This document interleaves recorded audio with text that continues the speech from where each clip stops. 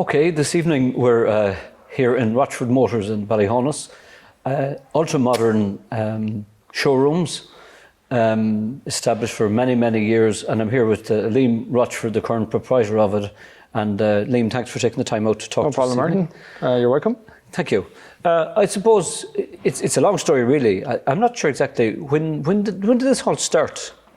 It's actually 40 years this year, Martin. 1981. Wow. My father set up on this premises, so we're actually planning. Well, with COVID and everything, we were planning on kind of having a bit of a 40th celebration, but we'll do something to mark it yet, you know. So yeah, it's 40 years, so long time. Yeah, 40 years. And here again, we have another example of something that didn't exist before. The old film footage, Builders and They Will Come, but your dad Billy, I called him a good friend of mine at the time, or developer. I actually did a winter in the pumps here back in, I'm not sure what year, but it would be probably mid-80s, I'd say. Yeah, I think I even remember it, yeah. You'd be on a... I'd have been small that time, but yeah, I remember, yeah. But I suppose I developed a relationship with Billy at that stage that until his demise, we were good old friends. Yeah. You had a big opening here at the time. This, where we are now, was That's right, yeah. What year was that? That was 2015, so that was November 2015. So It was rebuilt here 2014, 2015. So yeah, had a kind of a big opening here. There was loads of people who remember that night. We had a bar there in the corner, and it was a good crack. So yeah, it's a long time ago now as well. That's 16 years ago. So, but when your dad set up here, like nobody could even pronounce the word Mitsubishi. Yes. It was all we had was Ford Escorts and the at the time. It was some what would you say, achievement to actually build a dealership for Mitsubishi. Like, where do you know how he came up with Mitsubishi, or how did that come about? Well, they were like a big Japanese brand, and they had been. They were just launching in Europe. I think they were in the UK before that, so they were coming to Ireland, and he kind of, I suppose, through the grapevine, knew they were coming, and saw it as an opportunity. He was looking for a main dealership. He was 4 years, selling all sorts of cars, new cars, used cars. So he was looking for a dealership to, I suppose, move forward, and he, found out Mitsubishi was coming or whatever, and did his homework on it, and it turned out to be a great move for him, and for the business, I suppose, and the business grew on the back of that, and that's 36 or 7 years ago, and we're here today. We have 2 franchises, Say It and Mitsubishi. So yeah, it's been onward and upward since then, I suppose, so back to your dad's time again, I think he'd baffle all the statisticians at the time, because as far as I remember, he got awards for being top seller in Ireland. Yes. And here we're in a rural town, the west of Ireland, and he was out doing dealers in Galway and Dublin. As far as I remember, he got top. He won Dealer of the Year a few times, and was top seller outside Dublin, really, a number of times as well. So yeah, he made a great success out of it, and without him we wouldn't be here, obviously, so. And of course, he started off in Bertie Lynch's down on Main Street. Yeah, well, he started in Frains, actually. Frains, where the credit union is now. So started there first, and left school and whatever, 15 or 16, whatever it was.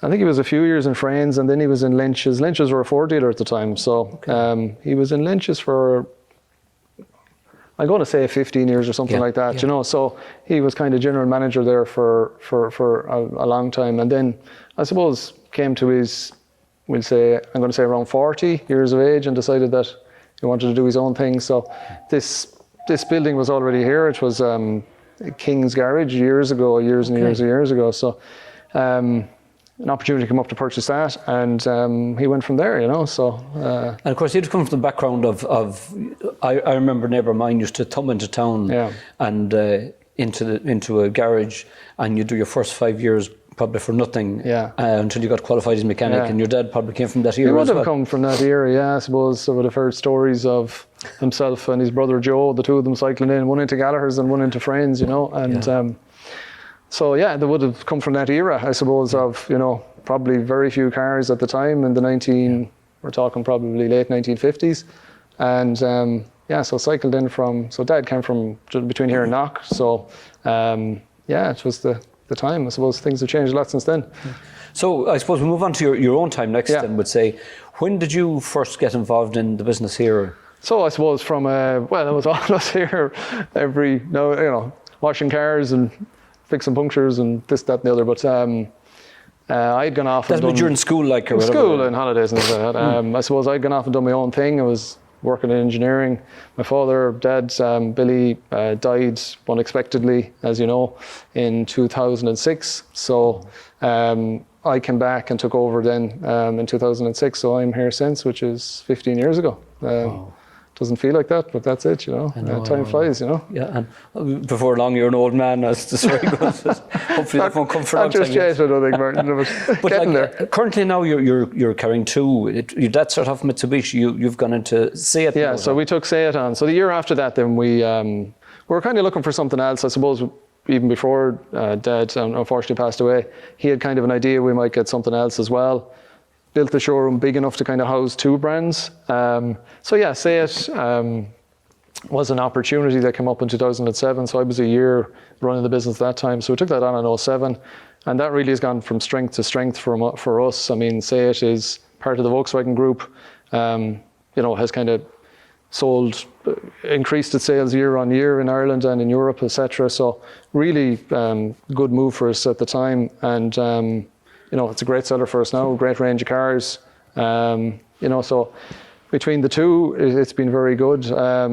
Actually, Mitsubishi, just talking about it, Mitsubishi actually, unfortunately, is exiting Europe as a brand. So kind of a global change in what they want to do. It's a bit of a, I suppose when you're selling Mitsubishis for so long, it's a bit of a wrench, but we're actually... Challenge. It's a challenge, but we're actually in the process of taking on another brand. Which is exciting. Can't actually reveal what it is yet, but in the next few weeks, we're hoping that'll. It's more or less, the deal is more or less done. So whilst Mitsubishi, unfortunately, is moving on, not our decision. It's a worldwide decision. We'll still be servicing the cars, and there's still, anyone who has one, there's still a warranty or whatever. There's no issue there. But from a point of view, selling cars point of view. Yeah, we're moving on from Mitsubishi, and we're going to do something else alongside Seat, which, as I said, Seat has been great for us. Whereas Mitsubishi, I suppose, built the business on the back of Mitsubishi and back of that brand. I suppose realistically, over the last 5-6 years, Seat has become our main brand, our main seller, and now we're going to have something else, as I said, which if this interview was in 2 or 3 weeks' time, I might be able to tell you. I just can't tell you at the moment, but it'll become clear. So. Yeah, because it will be sometime before we get this interview out. So maybe as a precursor to it, we might be able to make the we might be able to put something in the notes. Watch this space. Exactly. Yeah. But I was just thinking there before I come into this evening.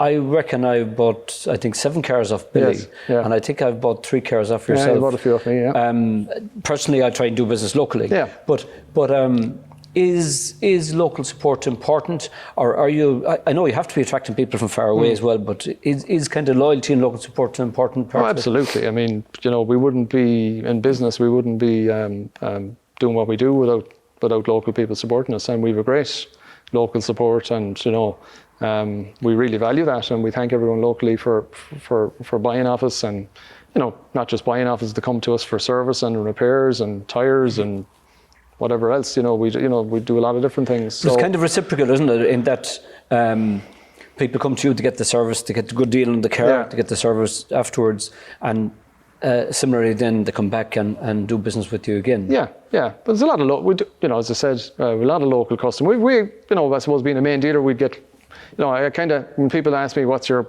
catchment area, that it really is about a kind of an hour's radius. Now, the way car sales is now. I mean, everything is done online. I mean, we'll say the research people are doing is online. All our cars are available online. So, we had a car there on Saturday. The lady came from Selbridge in Kildare, So, it's not just local, but obviously the local part of it is hugely important. And I suppose, no more than yourself. If I want shoes, I try to go downtown and buy them off Phillips's or Finn's, and, or want to a suit, again, Phillips's or Eddie Murphy or whatever, what I mean? You try and do your best for the town as well, and try and, if someone buys off you, you try and buy off them, and as much as you can. You know what I mean? So there's a big range of models now between Seat and Mitsubishi. I know Mitsubishi is going away, but I would say you have a big range of. Like, what's the smallest in CC? What's the generally the lower range? What is the lower range of cars? Yeah, well, like, I mean, in the Seat range, you'd say Ibiza would be the smallest car, which is kind of starting at a 1 litre petrol car. And then SUVs are hugely popular now. I suppose everything in the showroom you'll see is probably nearly an SUV, bar the Leon here, but everyone seems to want SUVs nowadays. So be it small ones, big ones, 7-seater ones. So, like, in fairness, we have a great range to cover that. I mean, the Ateca, Tarraco, Arona here behind me. So yeah, that's what people are looking for. And thankfully, with the range of cars we have, we're kind of covering most of the bases there, and getting people what they want, So I would say the opposite to the Ibiza with the smallest 1 litre, is it 1 litre? 1 litre petrol, yeah. What's the biggest? You're talking bells and whistles, probably to say a Tarraco there, like 2 litre diesel, 200 brake horsepower, you can like spend whatever you want, 60 grand in one if you want, you know what I mean? So we've something there for everyone really. And then we've obviously a big range of used cars. So we don't just sell Seats and Mitsubishis, we sell all sorts of used cars. So we're obviously trading in all sorts of brands, Fords, Toyotas, Opels, whatever they may be.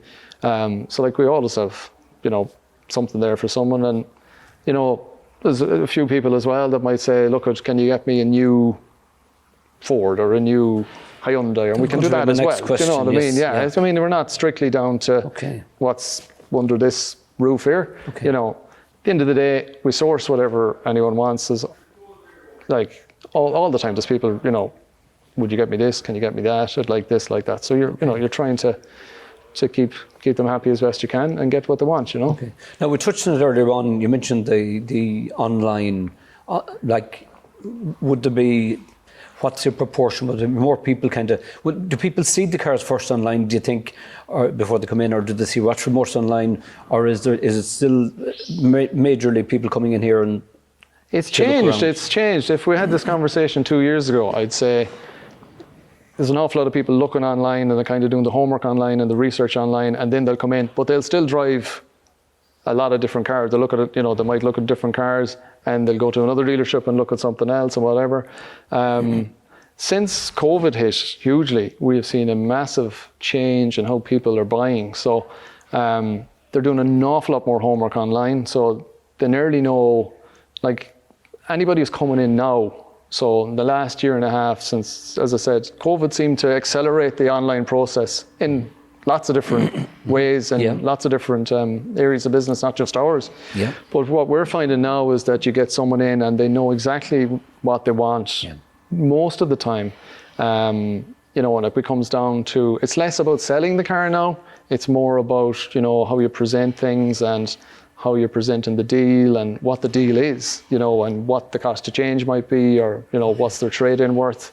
And we do an awful lot of stuff online now, even like pricing cars and pricing used cars. And, we use video an awful lot more now. We use WhatsApp and things like that. So, just for argument's sake, the likes of that lady from Kildare I mentioned earlier.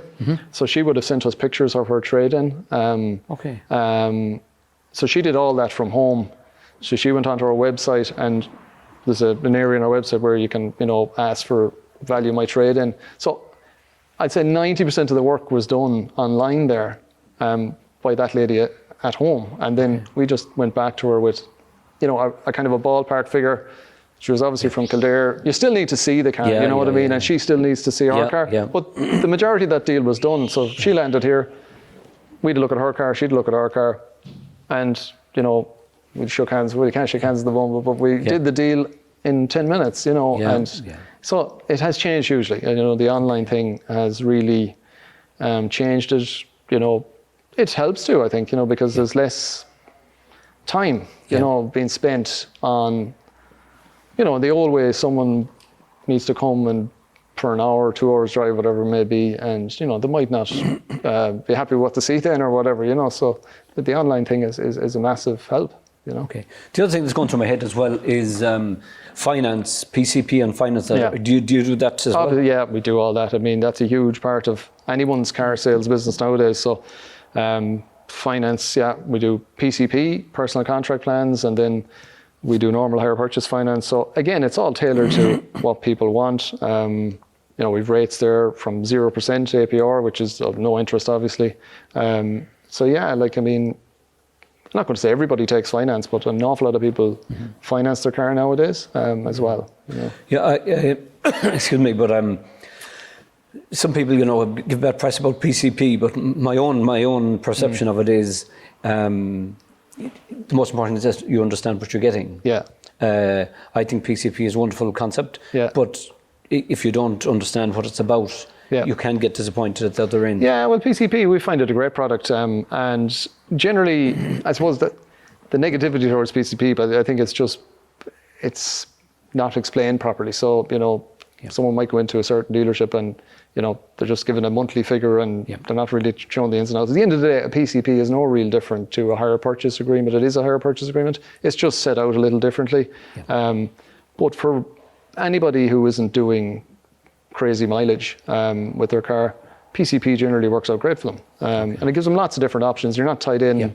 Yeah. Some people think because you take out a PCP, you're tied into a certain brand or a certain type of car, or that you can't ever pay it off, or you'll never own the car. That's untrue. It's kind of a bit of a misnomer. So, yeah, we do a lot of PCP, and it says generally there's lower rates on PCP as well because the manufacturer does it that way, you know. So no, there's no real negative to it, you know. No. What we try and do, to be fair, you know, it's all about qualifying the customer. So generally PCP doesn't work well if someone's doing an awful lot of mileage per year because just the numbers don't work when in 2 or 3 years time they come back. So we just qualify the customer, and you know, if it doesn't work for them, we won't offer it to them, or we'll discuss it with them, and then we'll move on to hire purchase or something else. So no, the most important thing I want to make the point was that if you know you had access to finance, if somebody comes in and they look at a car and they want it, you have options there for them. We have, and we can have finance approved sometimes within 10 minutes. You know, really? So you know, nowadays you can inquire in the morning and drive away in the evening. So it's very, very seamless nowadays. Okay. Now the other thing I noticed, I think you still have it, is a testing.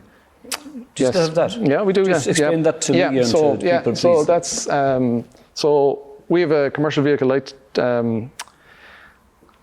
commercial test center. Sorry. So it's for commercial vehicles. So that's run under the auspices of the RSA. So the RSA control what we're doing there. If we like, we have a license from the RSA to do commercial testing. So anybody with a commercial, you have to get a yearly test done. It's like the NCT, but it's every year on a commercial. Okay. So we've been doing that for years as well. So that's a big part of our business as well, because you know, there's lots of vans and Jeeps on the road, and we cater for that as well. So you can book that online as well. So we can do an awful lot of things online. You book online, and you know, no need to be ringing us up or that kind of stuff. On the subject of commercial, did you find, we'll say, between, I suppose, recently with COVID, that maybe guys weren't moving as much as they were and not trading as much? Did you find a bit of a lull in the commercial market over the last year and a half? Not particularly. I mean, certainly in commercials, vans and things like that, there's a big boom in vans, and used vans are very scarce. Vans, if you think over the last year and a half, couriers are never been as busy because everyone is buying online, and every van you see is a courier. You know what I mean? And they're doing great guns. You know, so no, I don't see. To be honest, to be fair, the market hasn't depressed really with COVID. There's been like, in fairness, we were closed obviously in the first lockdown a year, the first one whenever that was March last year. Well, everyone was nearly closed, you know. But out from that, like, we were more or less open all the time. There was a few periods there where we were sort of closed. But I have to say the motor industry has come through it well. I mean, I suppose the lucky part of what we do is that everyone needs a car in general, or a van or a commercial. You can't do much without them. So we're, lucky in that respect that, our business has kind of come through it without a huge problem, So you have a lot of staff here as well. Yeah, we've 15 staff. Yeah. Wow. So some of them here for a long, long time. Some of them here from one guy in particular. Johnny has been here since Dad opened in 40 years ago, as I said. Wow. So, yeah, great member of staff. And look at everyone we have here. They're very loyal, very hard-working staff. And, you know, I'd like to say thanks to them in this interview as well, you know. So that's one thing I've noticed. Like I'm around a bit longer than you. I probably was around when this thing started up, but just I observed things like Johnny and people like that, and different ones that are here. Yeah. And it's normally good reflection on the business if you've staff who come and stay. Yeah, and are, Jimmy Nolan is from Tully's here since 1985, I think. Correct me if I'm wrong. Yeah, and then we've some of the other guys are here 15 years or 20 years, and do you know what I mean? More, do you know, some of the other lads in the garage, Jonathan there, and Marie, you know. So, you know, we have, in fairness, very good staff loyalty, and you know, we have very good staff. Okay. You know, it's important too because your first line of defence is who you meet coming in the door, and whether it's you or somebody else. You can't do it on your own. They have to make a good impression. Exactly. Yeah. Well, look at the place is fabulous. Thank you. Fabulous showrooms, and I've witnessed the thing grow from nothing to where it is today. And I'm sure if your dad was looking down, he'd be very proud of what you've achieved since his absence. You've everything here. You've tea facilities here. You've good range of cars. Great showroom, good staff. And we may get some footage of the rest of the premises during the programme. So look at Liam, it's been a pleasure catching up with you. Thanks, Martin, and thanks for coming. I hope we've covered everything. Yeah, there's nothing else. Like we, you know, you covered everything we do, I think, you know. So. I think so. Yeah. And I genuinely wish you luck in the future. Well done on what you've achieved, and having to diversify again into new models, I'm sure is a big challenge. And I wish you luck with that. I hope it goes well. Thank you, Martin. Thank you. Thanks.